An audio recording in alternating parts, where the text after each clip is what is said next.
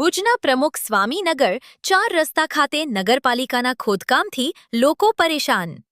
ભુજના પ્રમુખ સ્વામીનગર 4 રસ્તા ખાતે આશાપુરા સ્કૂલ સામે ભુજ નગરપાલિકા દ્વારા ખોદકામ કરવામાં આવ્યું છે. જો કે કામ ચાલી રહ્યું હોવા છતાં સ્થળ પર કોઈ પણ પ્રકારનું સૂચના બોર્ડ કે ચેતવણીના બેરિકેડ મૂકવામાં આવ્યા નથી.